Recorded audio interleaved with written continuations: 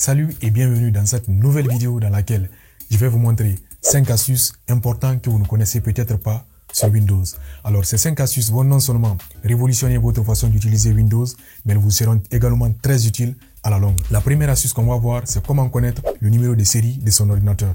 Alors le numéro de série d'un ordinateur, c'est quoi? C'est un numéro qui identifie votre ordinateur de façon unique. Vous devez savoir que sur un ordinateur, on peut changer le système d'exploitation, le disque dur, la RAM et même la carapace. Mais le numéro de série restera toujours inchangé. C'est pour cela qu'il est très important de connaître le numéro de série de son ordinateur. Comme ça, vous la notez quelque part, on ne sait jamais. Lorsque vous perdez votre ordinateur, il sera possible de le trouver grâce à son numéro de série. Alors pour connaître le numéro de série de votre ordinateur, c'est très simple. Vous venez dans la barre de recherche, vous tapez CMD. Vous l'ouvrez, vous l'exécutez en tant qu'administrateur. Quand vous l'exécutez en tant qu'administrateur, ça vous donne tous les privilèges. Donc moi, je l'exécute en tant qu'administrateur. Voilà, donc une fois que vous êtes sur l'invite de commande, vous copiez et vous collez la commande là. Vous n'avez même pas besoin de réfléchir. La commande wmic bios get serial number, vous faites un CTRL-C, vous venez là, vous faites un CTRL-V et puis vous faites entrer. Serial number. Voilà donc ce numéro qui est là, vous le copiez, vous le gardez quelque part. Le jour où vous serez dans le besoin d'identifier votre ordinateur, vous pouvez l'utiliser tout simplement. Il y a une autre méthode très simple pour retrouver le numéro de série de votre ordinateur en vous connectant à votre compte Microsoft. Donc l'ordinateur que vous utilisez, vous le connectez à votre compte Microsoft et lorsque vous ouvrez votre compte Microsoft, vous venez dans Appareil. Voilà donc au niveau des appareils, le numéro de série de votre ordinateur s'affiche là. Donc c'est ce qui est là. La deuxième astuce qu'on va voir, c'est comment connaître l'état de santé de sa batterie. Il est très important de connaître l'état de santé de sa batterie lorsque vous achetez votre ordinateur. Parce que des fois, vous pouvez tomber sur un marchand d'ordinateur qui est de très mauvaise foi. Il peut vous revendre un ordinateur qui est déjà usé. Dans cette vidéo, je vais vous montrer une astuce qui va vous permettre de connaître l'état de santé d'un ordinateur depuis sa fabrication jusqu'à l'instant T. Pour connaître l'état de santé de sa batterie, c'est également très simple.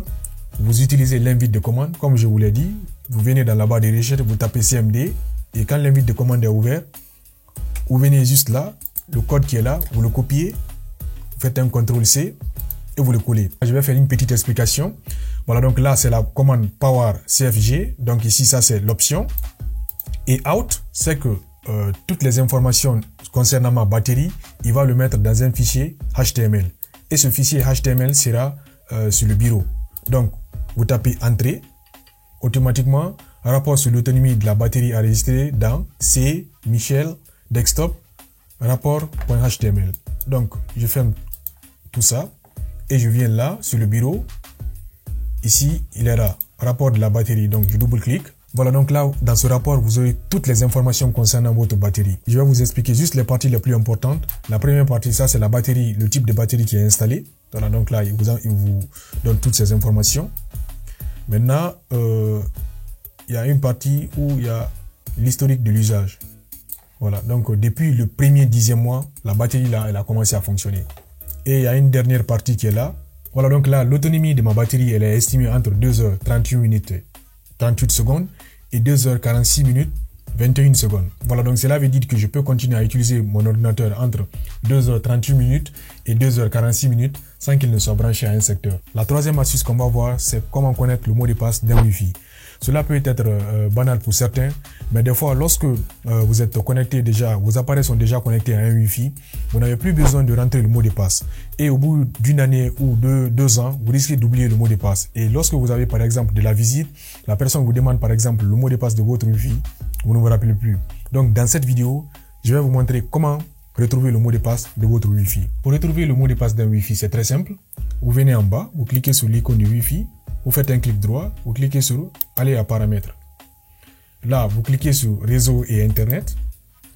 Et là, vous venez dans paramètres réseau avancé. Au niveau du paramètre réseau avancé, vous cliquez sur option d'adaptateur réseau supplémentaire.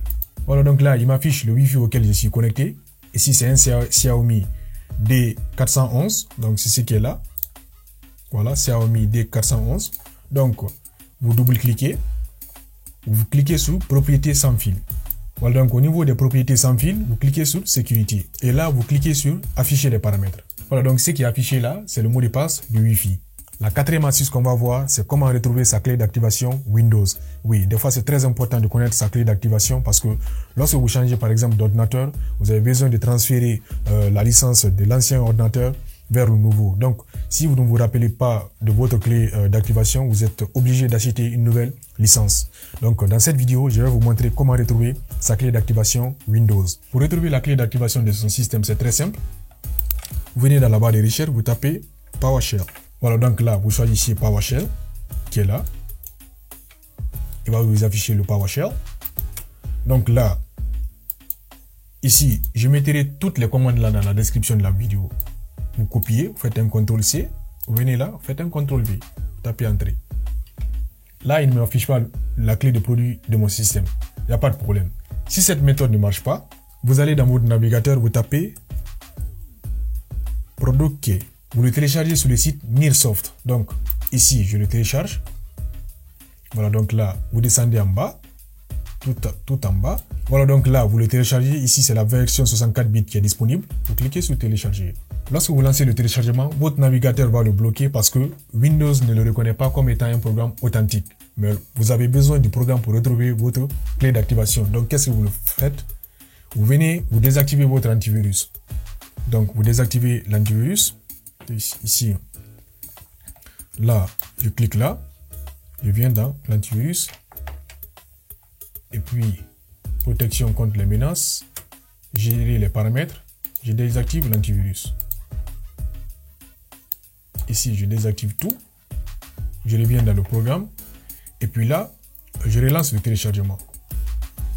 Là, je clique sur Conserver. Conserver quand même.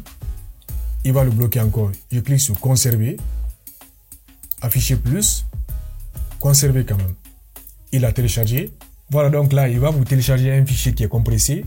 Vous faites un clic droit pour le décompresser. Vous cliquez sur Extraire tout. Extraire tout. Maintenant là, vous avez Product Key. Maintenant, pour vous rendre compte que ce programme ne contient pas de virus, vous venez dans votre navigateur, vous tapez Virus Total. Ici, vous allez sur le site là, vous cliquez sur le premier lien. Voilà. Ce programme en ligne va vous permettre de connaître si votre fichier contient des programmes malveillants ou pas. Donc, vous cliquez sur Choisir. Ici, je choisis Product Key. J'ouvre pour vérifier. Voilà, donc là, avec le scan de plusieurs antivirus, il m'indique réellement que ce programme contient des fichiers malveillants. Mais le truc, c'est quoi? Je n'ai pas l'intention d'installer le programme là sur mon ordinateur. Donc, même si il contient des fichiers malveillants, le plus important pour moi, c'est de retrouver ma clé d'activation. Donc, qu'est-ce que vous faites? Vous double-cliquez. Information complémentaire, vous l'exécutez quand même. Et là, Windows 10 Pro, la clé d'activation, elle est là. Vous avez retrouvé votre clé d'activation. Dès que vous terminez ça, vous fermez, vous réactivez vos antivirus, vous réactivez l'antivirus, vous réactivez tout. Et puis, vous supprimez le programme de votre ordinateur. Vous supprimez tout. Product Key et tout ce qui est compressé, vous supprimez tout. Lorsque vous supprimez le programme, vous venez également dans la corbeille, vous videz parce qu'il se peut que le programme soit là. Donc ici, vous videz la corbeille. Je tiens à préciser que je n'assume aucune responsabilité sur ce qui concerne l'utilisation du logiciel Product Key. Vous avez vu avec moi, je l'ai scanné en ligne, ça m'a montré qu'il contient des programmes malveillants. Donc, si vous l'exécutez sur votre ordinateur, vous êtes le maître de votre ordinateur, vous assumez cette entière responsabilité. Et je peux vous assurer que ce programme, je l'ai utilisé plusieurs fois, ça n'a jamais créé de problème. Lorsque vous l'utilisez, vous supprimez tout, vous réactivez vos antivirus. La cinquième et dernière astuce qu'on va voir, c'est comment fermer une application qui refuse de se fermer. Des fois, vous serez là en train de travailler sur une application, elle se plante. Vous allez vouloir la fermer par 1000 et 1 moyens, elle va refuser de se fermer. Dans cette vidéo, je vais vous montrer une astuce ou bien des astuces parce qu'il y a plusieurs méthodes qui vous permettront de fermer les applications récalcitrantes. Pour fermer un programme récalcitrant, vous avez deux méthodes. La première méthode, c'est avec le gestionnaire de tâches. Donc, vous venez dans la barre de recherche, vous tapez gestionnaire de tâches.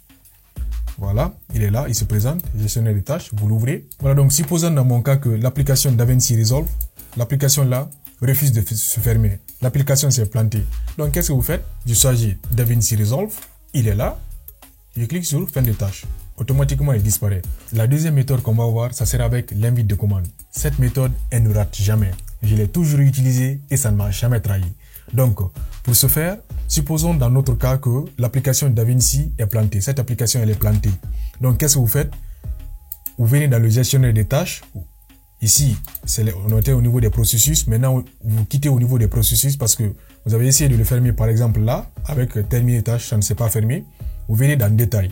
Ici, vous aurez besoin du nom du processus ou bien de son ID. Vous devez savoir que le système d'exploitation traite les programmes ou bien les processus avec des ID. Chaque application qui travaille sur votre ordinateur a un ID.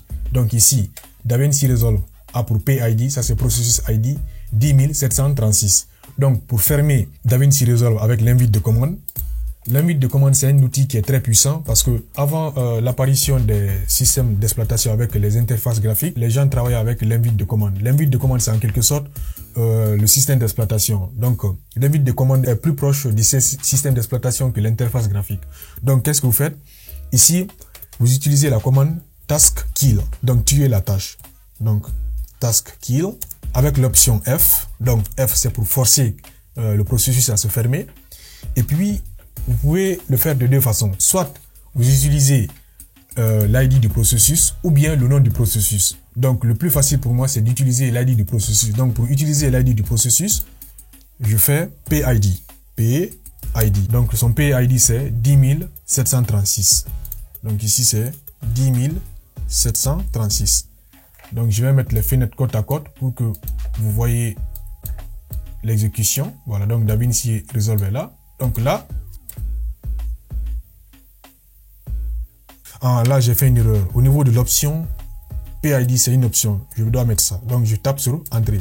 Automatiquement, DaVinci Resolve disparaît. Vous pouvez encore le fermer avec le nom du processus. Donc, ici, je peux regarder comment ça s'appelle. Ici, ça s'appelle DaVinci Resolve. Donc, vous voyez que dès que j'ai fermé l'application, je l'ai ouvert, automatiquement, le système d'exploitation l'a octroyé un autre ID du processus. Donc, ce n'est plus 10736, mais 15792.